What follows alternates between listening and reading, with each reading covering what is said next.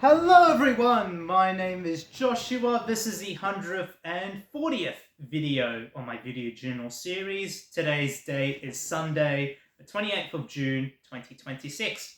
How's everyone been? I've been pretty good, thank you. And as you may have guessed by my book here, I'll be doing a movie review of Detective Conan, the last wizard of the century. Now, I finally got around to watch this film. My last movie review was nearly 2 weeks ago, so yeah, it's good to get back into it. And as per always, this review will contain spoilers for the film. I know it's a nearly 3 decade old movie, but I always feel like I have to put that spoiler tag at the beginning because this is well worth a watch. Even if you don't know anything about the franchise, it has a lot of hooks and turns, and I very much like this film.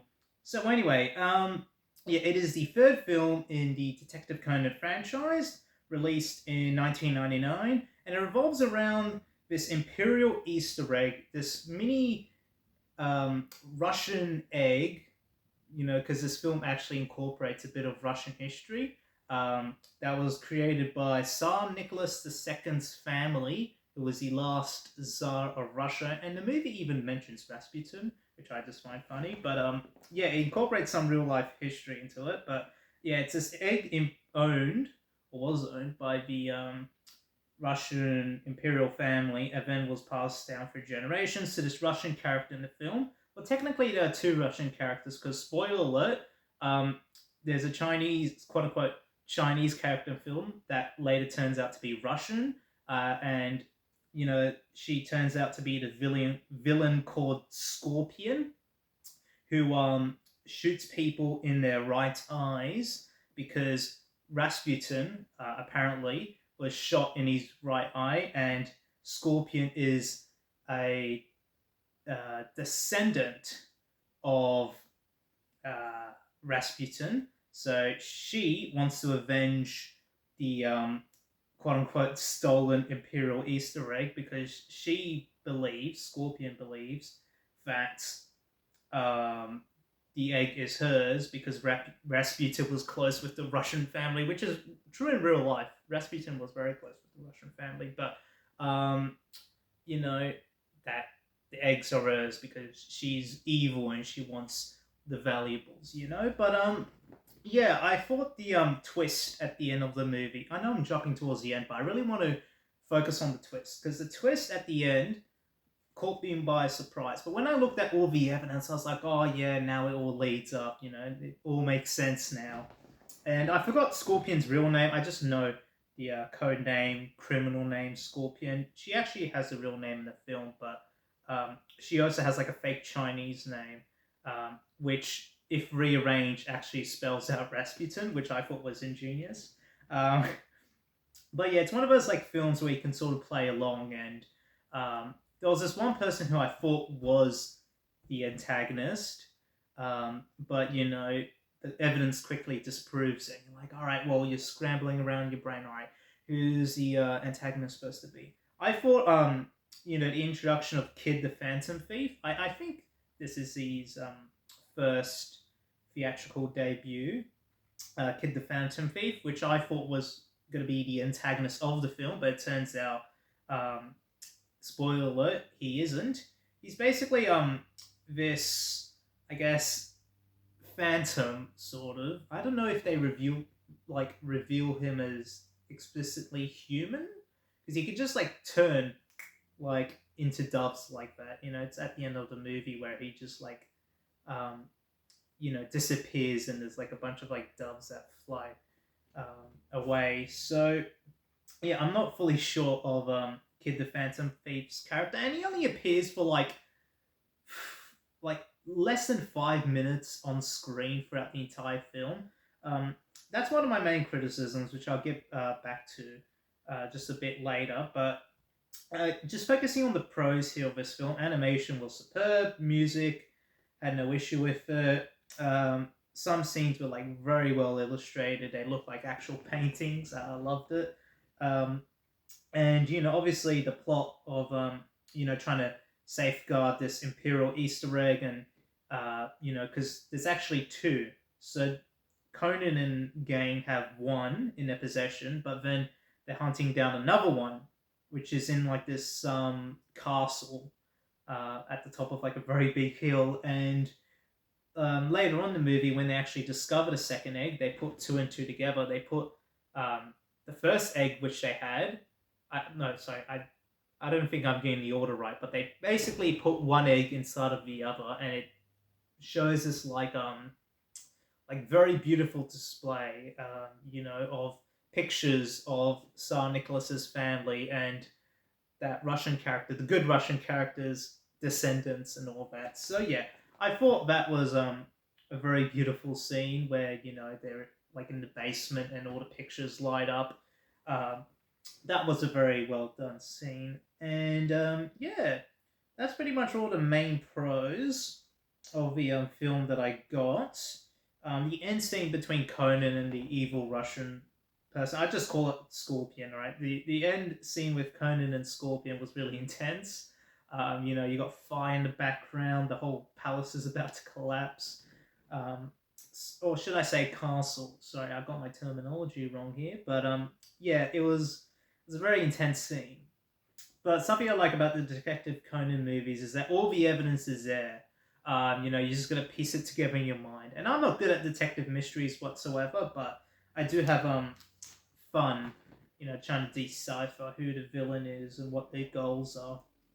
And the fact that Scorpion, kills people in their right eye because allegedly, I don't know if this is true in real life, but Rasputin was killed in his right eye. They say that in the film, and obviously Scorpion, one of Scorpion's ancestor was Rasputin. So, yeah, and I doubt there's an actual villain in real life. Why did I say villain in real life? That just sounded very inappropriate. But yeah, I don't think there's any like criminal in real life who's a descendant of Rasputin, unless I might be maybe wrong, and I doubt their name would be Scorpion. But yeah, this film does incorporate yet again some of those historical elements, quite well. And yeah, I'll go to like the main con about I have with the film. The main con, which is they introduced Kid the Phantom Thief, but yet he only gets like less than 5 minutes of screen time in total. He just like disappears throughout like the main body of the film, the main middle, and then he just like shows up at the end, surprisingly. And I know he does appear in like other films as well.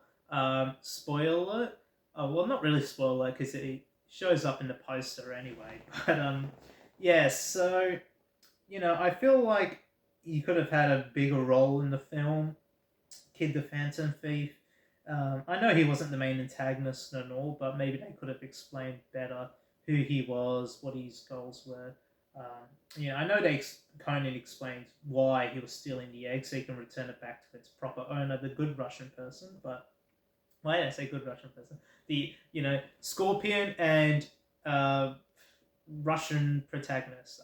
Because there's two Russians in the film, right? The Scorpion and I forgot her name. See, I should really write down the names, But yeah, so the Russian person who is a descendant of Tsar Nicholas's family, I think. I might be getting that wrong, but someone, at least a descendant of someone who was involved in the Tsar Nicholas family, all right? Sorry, I don't write comprehensive enough notes, so, there might be some little minor errors, but that's why I'm focusing on the bigger picture, no pun intended. Yeah, so obviously Kid the Phantom Thief, fabulous character, but I wish they would, elaborate more on his character. And the movie, yeah, it is like, it does follow, I guess, the same plot of the other, same not plot, but like plot structure of the other Detective Conan movies so far that I've seen, where it's like, you know, uh, it primarily focuses on like one big case, and then you know, obviously they investigate that case. It is an investigation film, but there's always like that end scene where Conan's like giving his spiel and doing all the explanation why. You can sort of like once you've watched enough Detective Conan movies, you can kind of like pick out the structure. And you know, I feel like this movie, had like a major twist in the middle, which I liked. Um, Due to the fact that one of the sorry, I should say suspects of the film was allergic to birds. And Conan says, "Well, how could have this guy killed this guy if he was allergic to birds when his pillow had feathers? So if he were to kill him, he would have had to like remove the pillow." And I like that sort of like reasoning. I found that to be like very smart. Obviously, Conan is a man trapped in a child's body, but yeah, I like that sort of like thinking outside the box, thinking one step ahead. Um, Really, I have no other like major cons with this movie, um, other than obviously I don't want to critique too much on the structure of the film. That's how pretty much all um, you know detective slash investigative films go. You can't really, I guess, play around with the structure too much, but yeah, I personally enjoyed it. Enjoyability was pretty high. I consider this um, maybe like my second favorite so far. It was really good. The second movie, the last one I reviewed, wasn't bad or anything, but I feel like this one was more compelling. And I have heard that the later movies do get better. The fifth movie I heard, not fifth, well, fifth one, yeah, captured in a. Wait, so am I getting my movies mixed up? Um, no, the fourth one is captured in her eyes. I heard that one was pretty good, and I heard the I think it's like sixth movie in the series is also pretty good. Clearly, the fans have their favorites, and obviously, I can't give my favorite until I watched all of them. But no, I'll give this movie. Is there anything else I want to say before I give my final review, my final verdict? Um, hmm. No, other than obviously the last scene in the film where the whole palace is set on fire. They don't really explain what happened to the palace. Did the whole why do I keep on saying palace? It's castle. Why did the whole of the castle just burn down, or somehow the firefighters got there in time and like saved it from the fire? They don't really explain that, but yet again, though, I guess it's sort of irrelevant to the story because we already saw, what the conclusion was. The eggs are in safe hands. They're a treasure of Japan now. You know, um, and I guess like obviously the criminal's caught or anything, but we don't actually see the criminal, um, you know, because yeah, we don't actually see the criminal Scorpion actually be sent to prison. Obviously, they get sent to prison and all that, but um, I guess it might be like a very minor point about Detective Conan movies is that like sometimes they have like the villain, the final scene, and you want to see them like locked up, right? Because they've done like hideous stuff. Like in the first movie, right? The time bomb skyscraper. You got a guy who just blows up all his like previous buildings, and that's like a pretty big crime. It's just like borderline, you know, um, it's just like yeah, it's just an insane thing just to even think about. And you wonder, what's their like prison sentence? Like surely 50 years in prison, right, or like life in prison, right? You just put tens of thousands of people in danger. Same with this movie. Scorpion, um, the villain. Yeah, she put like pretty much everyone's lives in danger, and like burning down an entire castle. And obviously, she gets like evacuated from the building. She survives and all, but like, um, you want to see like what the ultimate punishment is. It's like you know, watching a crime thriller or whatever, and they don't even explain what happened to the villain afterwards. They don't explain what sentence they got. And I know this is really, I guess, irrelevant to the main plot of the movie, obviously, but you know, I guess like sometimes the Detective Conan movies, the ones I've watched so far, one, two, and three, they sort of like end on a sudden note. But yet again, I guess that's because obviously it's a movie, it's not canon to the actual television series, from what I've learned. and the pacing was like pretty okay. I'll say the pacing was all right. It didn't feel too slow, didn't feel too fast. Maybe at the end it felt a little bit too fast, but other than that, pacing was like pretty good. Just that I do get a little bit nitpicky with films. I often look too deep. I'm like, I need the specifics explained to me like a baby almost because I just overthink everything. But yeah, my final verdict, I'll give it 7.5 out of 10. 7.5.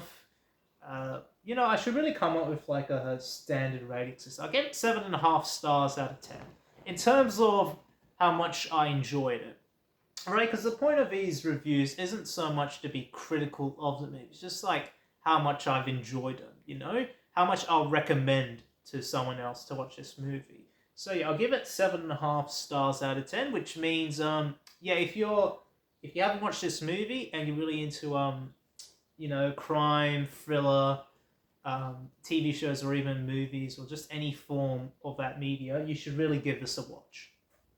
Because you need to know nothing about the Detective Conan franchise, but yeah, you can still walk away with a great experience. And I know TMS, right? They've been uploading all the classic Conan movies on their YouTube channel, but as soon as they upload one, they seem to like privatize the other.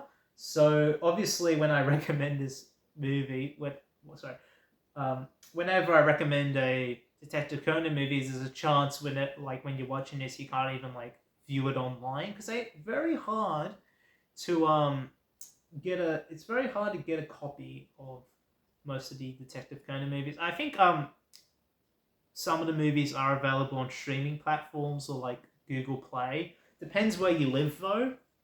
Obviously, if you live in Japan, you're pretty much spoiled for options. But if you live in like North America, Europe, or Australia, you might be much more limited. But yeah, obviously I got the movies. I have a reliable way to view these movies. Let's say that, and yeah. So obviously I'll be trying to keep in track with the release order of these movies, and who knows? Maybe they'll do it like another summer movie marathon again, where they will like re-upload these movies onto their YouTube channel, even though it's for a like limited time only. And maybe this movie will get a Blu-ray re-release someday because they released, a lot of the older Detective Conan movies on Blu-ray in Japan. I think some of them got a release in like North America. I'm not sure about Europe or Australia, but obviously, there's still like a lot of like out of print um, DVDs and Blu-rays and all that. I'm not saying to like, I guess, kickstart production again, but like maybe just put on like a streaming platform or put it somewhere where like everyone can view it, like Google Play or YouTube. I might like yet again. It just depends where you live, because that's the nature of the internet and I guess movies nowadays. Because even though we got a lot of a lot of movies and TV shows and video games at our fingertips,